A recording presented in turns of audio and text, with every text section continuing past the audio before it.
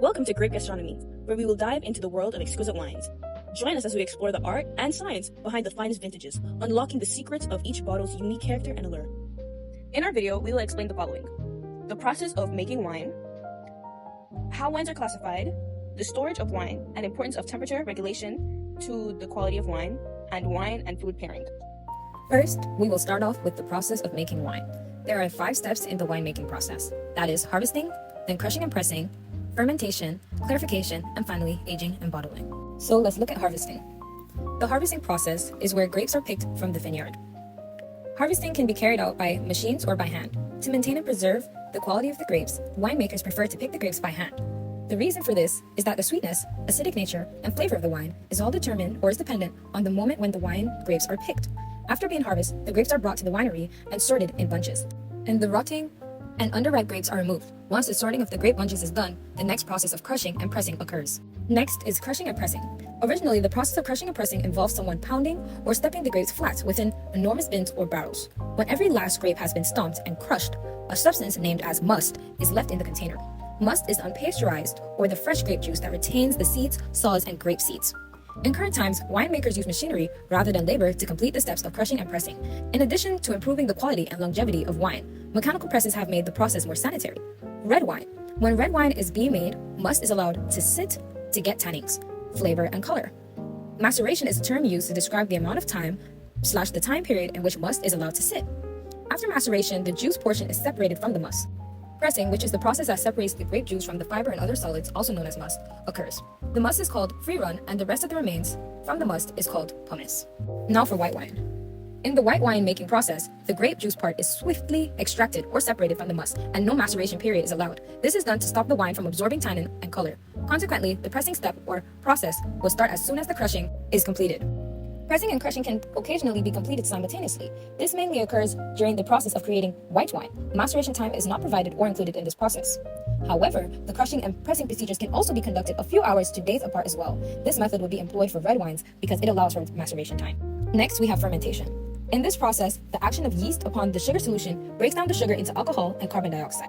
The fermented beverage, alcohol, is left behind as the carbon dioxide escapes into the universe. The grape's juices are where the sugar is found. If the must of the grape juice was left to its own devices, the naturally occurring fermentation process would begin in 6 to 12 hours with the assistance of airborne wild yeast.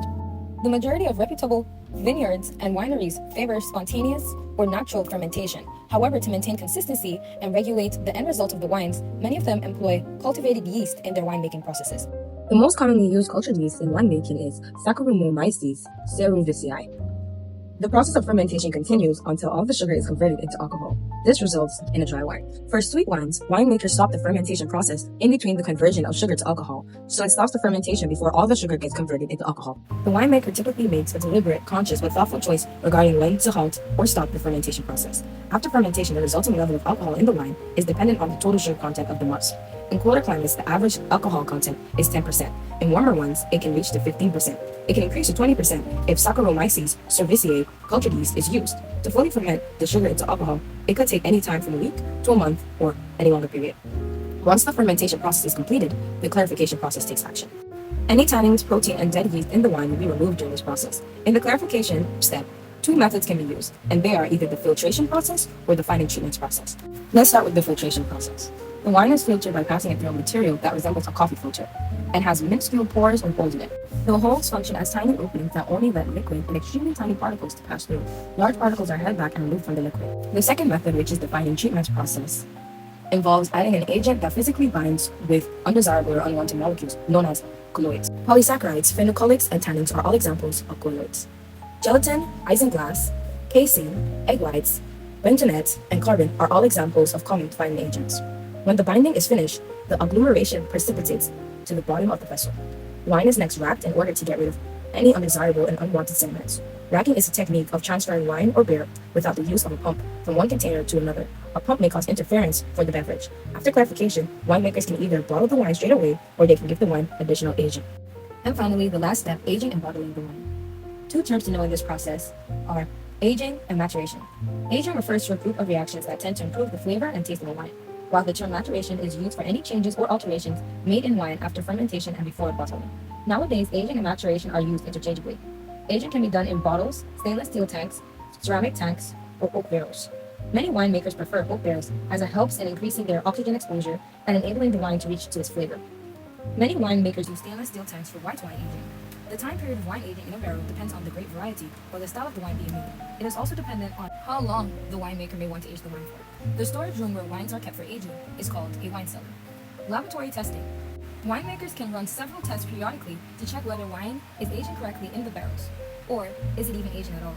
Some of the common tests run in the laboratory are Brix, pH, titratable acidity, residual sugar, total sulfur, free or available sulfur, volatile acidity, and percent alcohol. If the results are not as to the expectations of the winemaker can take action. Once the wines are finished, the wines are bottled with a screw cap or a cork. Now the wines are available to be enjoyed. Wine classifying. Wines are classified based on several factors like grape variety, region of origin, production methods, and aging process. The main categories are red, white, rosé, and sparkling.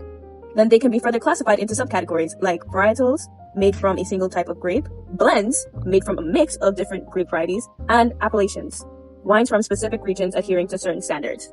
As said before, wines are classified into main categories such as red, white, rosé, and sparkling, but each have their own specific characteristics. Number 1, red wine. Red wine have dark colored grapes. Their flavor ranges from light to bold. They're often aged in oak barrels, and some examples of red wines are Cabernet Sauvignon, Merlot, and Pinot Noir. Number 2, white wine. White wine is lighter in flavor compared to reds. They're typically fermented in stainless steel, and some examples are Chardonnay, Sauvignon Blanc, and Riesling. 3, rosé wine. Rosé wine has a pink color from the minimal contact of the grape skin, has a lighter body, and crisper acidity. It ranges from dry to slightly sweet, and some examples are Grenache and Syrah.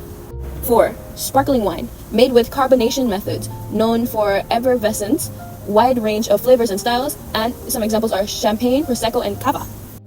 Within these main categories, they can be further classified into subcategories. Number 1, varietals. Wines made predominantly or entirely from a single type of grape variety, showcasing its distinct characteristics. Number 2, blends. Blends are wines crafted by combining 2 or more grape varieties to achieve a specific flavor and enhance complexity. And number 3, appellations. Appellations are wines produced in specific regions adhering to regulated standards and practices, reflecting the unique terroir and traditions of the region. When it comes to taste, wines can range from dry to sweet and from light to full-bodied. Dry wines have minimal residual sugar, while sweet wines have higher sugar content. Dry wines typically contain less than 4 grams of sugar per liter, while medium wines are divided into semi-dry, 4 to 12 grams per liter, and semi-sweet, which have 12 to 45 grams per liter. Sweet wines have a sugar content of 45 grams per liter or higher. This classification helps consumers understand the sweetness level of the wine that they are selecting. Dry wine is produced when all the sugar is converted into alcohol after fermentation. Medium wines are neither too dry nor too sweet. It has traces of sugar left after fermentation, while sweet wine is obtained when there is sugar after fermentation. Fermentation is either stopped naturally or intentionally by the manufacturer. Another way that we can classify wines is by wine body. Wine body refers to the weight and texture of the wine in your mouth, with light-bodied wines feeling more delicate and full-bodied wines feeling richer and heavier. Number 1, light-bodied wines. Light-bodied wines are lighter in color and have fewer tannins and have a similar likeness to water in viscosity and color. Light-bodied wines pair well with light and lean foods such as chicken or salmon. The alcohol by volume is less than or equal to 12.5. In turn, full-bodied wines show the deepest color and are most abundant in tannins, which makes the wines heavier and have a powerful aroma and complex flavor. These wines are usually meant to be sipped for long periods of time. The ABV is greater than 13.5. Now lastly, medium-bodied wines have a ABV between 12.5 and 13.5. This type of wine sits between light-bodied and full-bodied wines. Now on to the third section of the video. Storage of wine and importance of temperature regulation to the quality of wine. Proper storage of wine is essential for maintaining its quality over time. Here are some key points that deal with this area. Temperature. Wine should be stored at a consistent temperature, ideally between 45 to 65 degrees Fahrenheit or 7 to 18 degrees Celsius. Fluctuations in temperature can negatively affect the taste and aroma of the wine, as fluctuations can cause the wine to expand and contract, potentially damaging the cork and allowing air to enter the bottle, which can lead to Oxidation and spoilage. Humidity. Humidity levels should be maintained between 50% and 80%. Proper humidity prevents corks from drying out, which could lead in leakage or oxidation. Light. Wine should be stored away from direct sunlight and UV rays, as they can cause chemical reactions that degrade the wine and lead to off flavors. Instead, they could be stored in a cool, dark place. Vibration. Excessive vibration can disturb the sediment in wine, affecting its aging process and potentially altering its flavor. Wine should be stored in a stable environment to minimize vibrations. Horizontal storage. Storing wine bottles horizontally keeps the cork in contact with the wine, which helps to prevent it from drying out. A dry cork could allow air to seep into the bottle and spoil the wine. Ventilation. Adequate ventilation is necessary to prevent musty odors from developing in the storage area, which could taint the wine. So why is temperature regulation important? Overall, temperature regulation is crucial because it directly impacts the chemical reactions that occur within the wine. High temperatures can accelerate aging and cause the wine to develop off flavors, while low temperatures can slow down the aging process and affect the wine's development. Consistency in temperature ensures that the wine matures properly, preserving its aroma, flavor, and overall quality. It's all about creating the perfect environment for your wine. By storing it in a cool, dark place, you can help maintain its quality. Temperature fluctuations can mess with the wine's flavors, so it's important to keep it steady. Our last topic in wine classifying is grape harvesting. Grape harvesting is crucial in determining a wine's quality. Harvesting can be done manually or mechanically, and the timing is crucial to ensure optimal ripeness. Grapes harvested too early may result in underripe flavors, while grapes harvested too late may lead to overripe or even rotten flavors. Winemakers often monitor factors like sugar levels, acidity, and flavor development to determine the ideal time for harvesting. The types of wine according to grape harvest. 1. Ordinary wine. These are the naturally matured grapes. Number 2. Late harvest. This is when you'd wait a few more days after the grapes have matured to harvest. Number 3. Noble rot wine.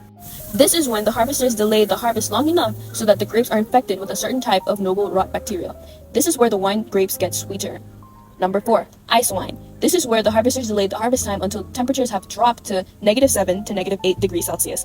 Then the grapes are harvested and pressed with ice to keep it fresh. The last thing we want to talk about is wine and food pairing. Understanding the balance between dish components and wine characteristics is the key to creating memorable culinary experiences. Here are 9 tips for preparing and pairing wine and food. Number 1. Acidity balance. Choose a wine with higher acidity than the food to create harmony. Number 2. Sweetness harmony. Match the wine's sweetness level to that of the dish. Number 3. Flavor intensity. Pair wines with similar flavor intensities to the dish. Number 4. Red meat match. Opt for red wines when pairing with bold flavor meats. Number 5. Light meat pairing. Pair white wines with light intensity meats such as fish or chicken. Number 6. Balance bitterness. Balance bitter wines, example red wines, with fatty foods. Number 7. Sauce over meat. Focus on pairing the wine with the sauce rather than the meat itself. Number 8. Contrast whites. White, sparkling, and rosé wines often create contrast pairings. Number 9. Congruent reds. Red wines typically create congruent pairings.